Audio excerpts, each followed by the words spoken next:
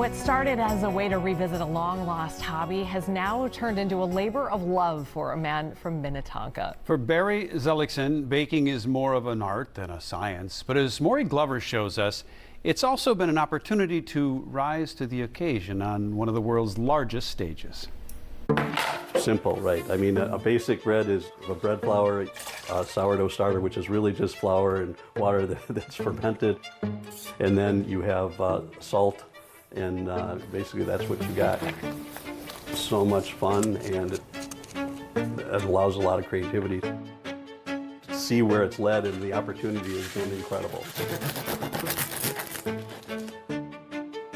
Some artists use paint as their medium. It's fun to put together the different things, and it's always evolving. While others sculpt clay or metal. But Barry Zellickson combines humble ingredients like flour, water, and salt.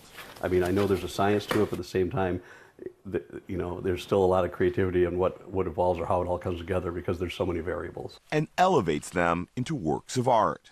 It's really hard to fail on bread. Usually, you know, you end up with a good result at the end of the day. I guess you could say an early experience is baked into Zellickson's DNA. This is just throwing rice flour in here so it doesn't stick to the... He started the hobby when he was in high school, but he put it on the back burner for decades as life got in the way. Then just before it seems like everyone in the world discovered the joys of making sourdough bread during the pandemic, Zellickson beat them to it. I think it was at a stage where I was looking for a hobby and I had enjoyed it in the past. So oddly, a month before COVID hit, I went out and bought a 50-pound bag of flour and thought, you know, I'm going to get into this and just start it again.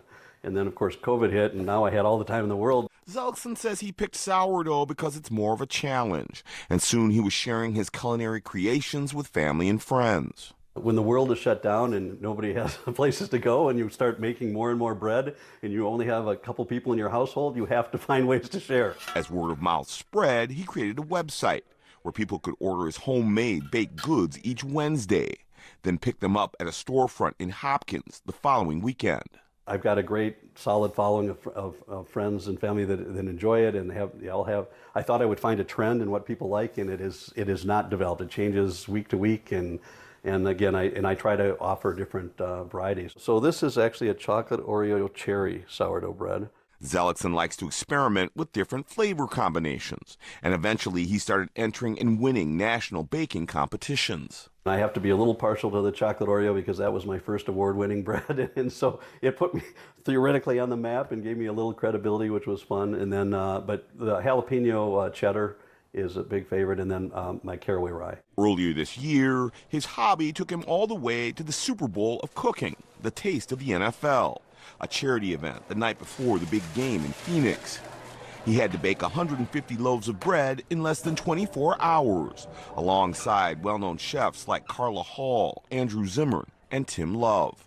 The challenge to see if I could do it, that was exciting and a once-in-a-lifetime opportunity. And the validation from the chefs that came up and enjoyed the bread and took bread with them, and I mean, that was really exciting for me. Zellickson knows which side his bread is buttered on. He doesn't want to turn his part-time passion into a full-time job.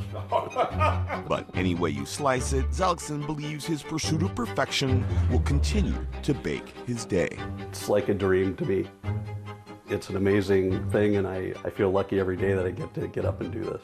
For Maury Stories, Maury Glover, Fox 9.